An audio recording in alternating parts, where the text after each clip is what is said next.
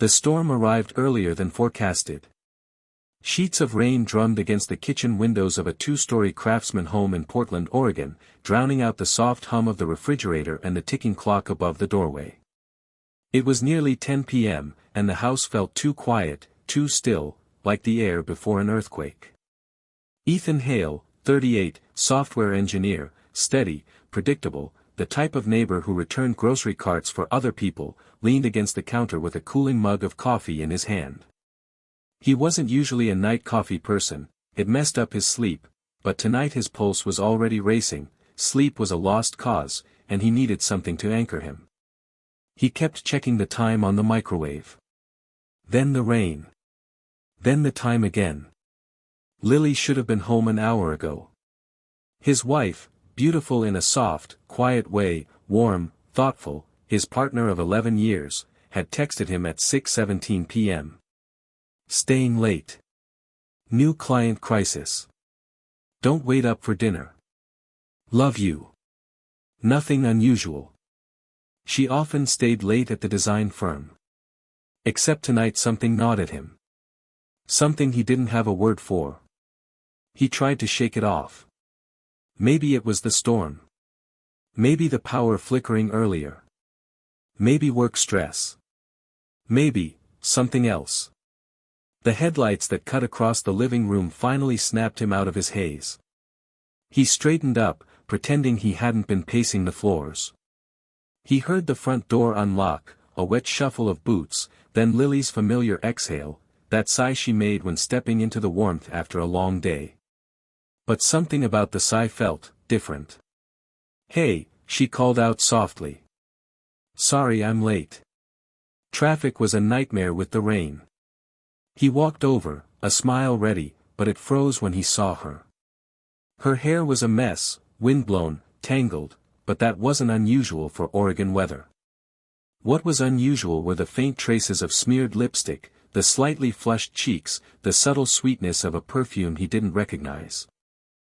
Not hers. Not the one she always wore.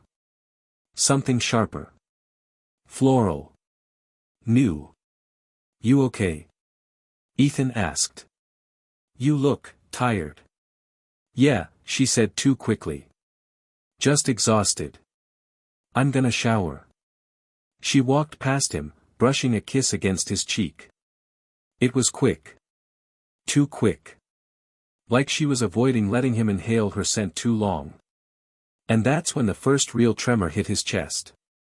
Something was wrong. He just didn't know yet that this storm was nothing compared to the one coming.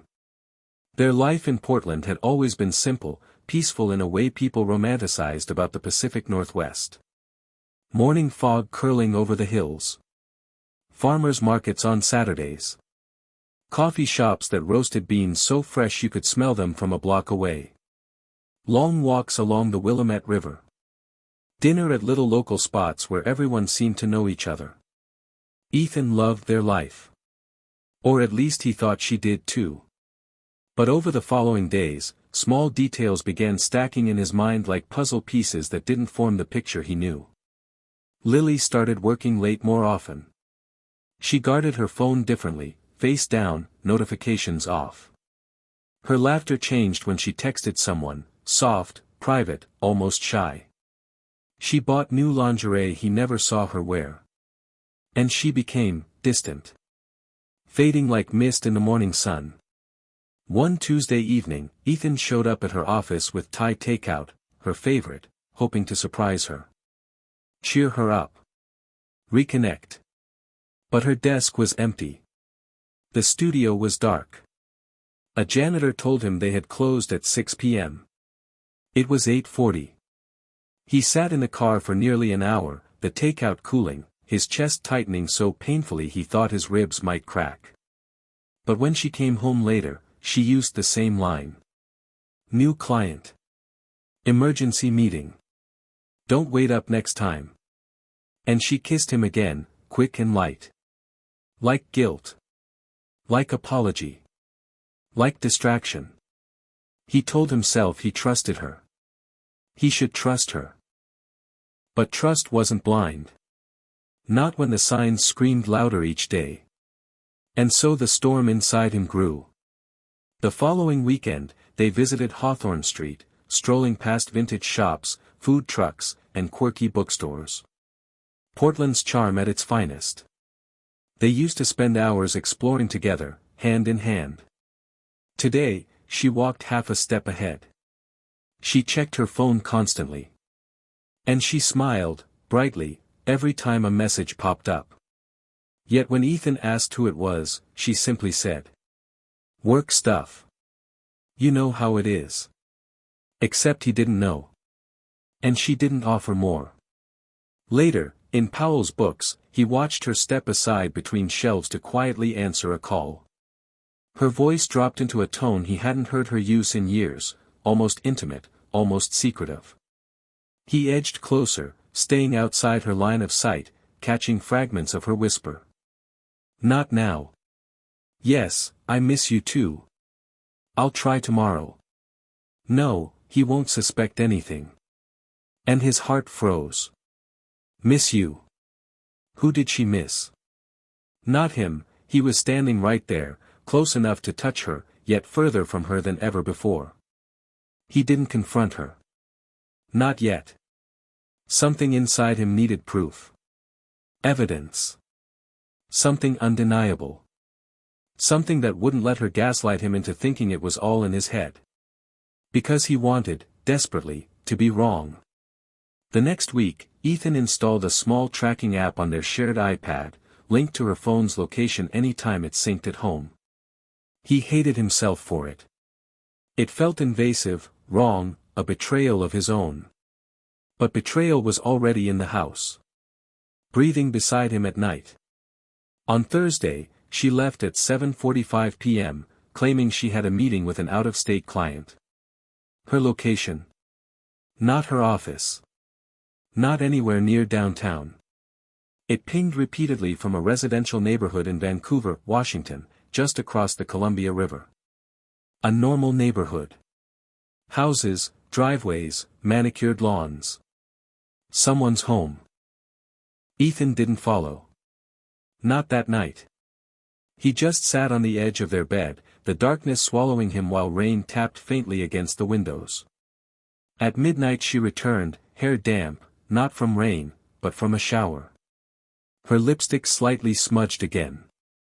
And that perfume, floral, sweet, foreign, lingered in the air around her like the ghost of a confession. She climbed into bed beside him, whispering, "You're still awake." Couldn't sleep. "Long night," she murmured, already drifting off. He stared at the ceiling for hours, the truth too heavy to swallow yet too sharp to ignore. The next Monday, while Lily showered before work, Ethan searched her laptop. A private folder, locked behind a password she'd never used before. It took him 10 guesses. She used the name of their old dog, the one she knew he'd choose if he ever needed a password for something important.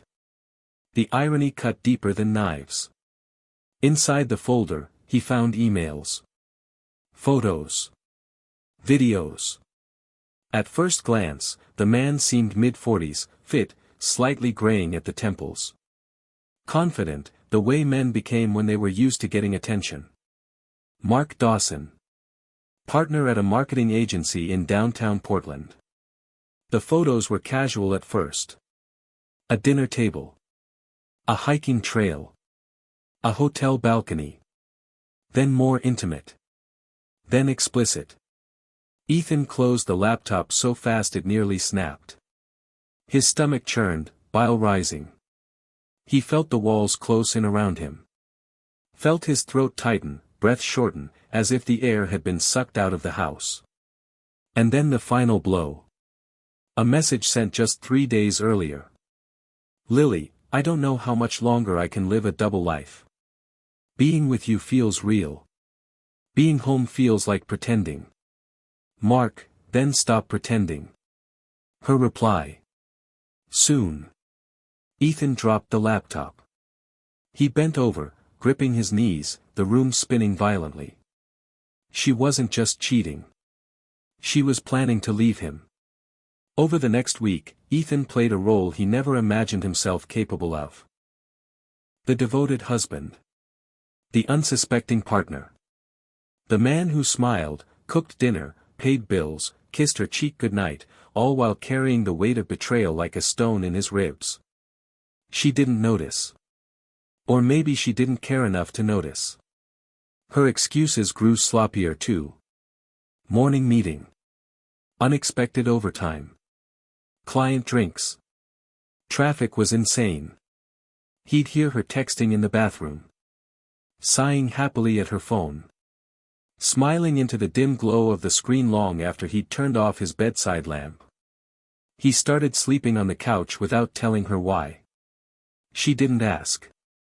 And that small detail hurt more than the infidelity itself. On a cold Sunday afternoon, he followed her. She left the house at 3:10 p.m., claiming she needed to pick up supplies for a project. He waited 5 minutes, grabbed his keys, and drove after her, careful, slow, far enough not to be noticed. She crossed the river. Entered the same Vancouver neighborhood.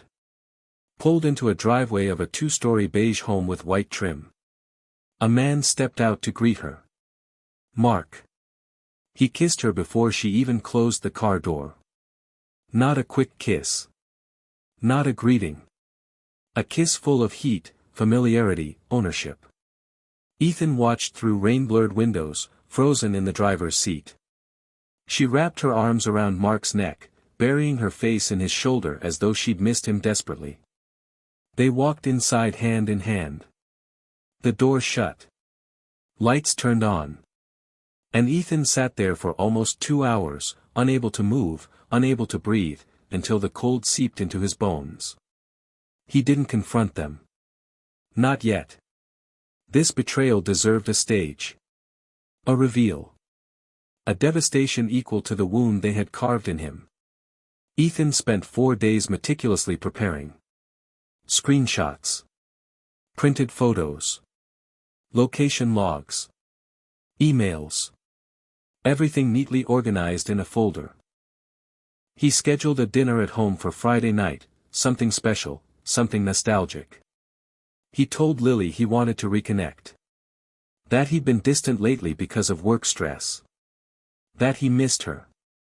She hesitated, the lie sitting on her tongue, but finally agreed. Friday at 7 p.m. Dinner for 2. A perfect stage. And secretly, he invited one more person. Mark. He emailed him from a new address, posing as Lily. We need to talk. Urgent. Meet me at the house Friday at 7. No excuses. Mark replied. I'll be there. The trap was set. The table was set. Candles lit. Jazz playing softly. The house smelled of roasted garlic and rosemary, the meal he cooked with shaking hands. Lily arrived home at 6:52 p.m., surprised to see everything so neatly prepared. You did all this? She asked, stunned for a moment. Yeah, Ethan said. Thought we needed a nice night. And he almost meant it. Almost wished none of this were necessary. At exactly 7:03 p.m., there was a knock at the door. Lily froze. Her face drained of color. No, she whispered. Ethan opened the door. Mark stood there, confused at first, then smirking slightly when he recognized the husband. A smirk Ethan wanted to punch off his face. Come in, Ethan said coldly. Lily stepped back, trembling. Ethan, please, let me explain. Oh, I'm counting on it, he said, locking the door behind Mark. He took the folder from the counter and dropped it onto the dinner table. Photos spilled out like broken glass. Lily gasped. Mark stiffened. Ethan's voice was calm, almost eerily so. Before you start lying, I want you both to sit. Neither moved. I said sit. They did. He began laying out the timeline, every inconsistency, every lie, every secret meeting. He didn't yell. He didn't cry. His voice was steady, controlled, terrifying in its calmness. Lily sobbed, wiping tears with shaking hands. Mark tried to defend himself, something about emotions, connection, passion. Ethan slammed his hand on the table. You don't get to talk about passion to me. Not in my house. He turned to Lily. I gave you everything. I trusted you, Lily. I believed we were building a life. And the whole time, you were planning an exit strategy. She collapsed into her hands, shaking violently. I'm so sorry, she whispered. I didn't know how to stop it. I didn't know how to tell you. You didn't want to tell me, Ethan corrected. You wanted him. You wanted out. You just didn't want to look like the bad guy. He held up divorce papers. I already filed. She let out a broken wail. As for you, Ethan said, turning to Mark, I emailed your firm. Sent them the full folder. I know your company has a strict policy about affairs with clients and employees. Mark's face went pale. Your job. Gone by Monday. He stood, towering over them both. You deserve each other. But you don't get to ruin me. Lily moved out that night, crying and begging until her voice broke. Ethan didn't falter. For weeks, she tried to contact him, calls, emails, notes on the door. He ignored all of them. Mark's agency put him on leave pending investigation. Rumors spread. Clients pulled out. His reputation tanked in Portland's tightly knit marketing world. And Ethan? He rebuilt. Slowly. Quietly. He found a new apartment overlooking the river. He started going to therapy. He picked up running again. He reconnected with friends he'd neglected. And months later, on a clear spring morning, he signed the final divorce papers with a steady hand and an unbroken heart. Lily sat across from him, smaller than he remembered, eyes tired, voice barely above a whisper. I never meant to destroy us. You didn't destroy us, Ethan said gently. You destroyed yourself. He walked out of the courthouse feeling lighter than he had in years. The storm had passed. And though ashes remained, he realized something important. Sometimes life doesn't burn you to punish you. Sometimes it burns you clean.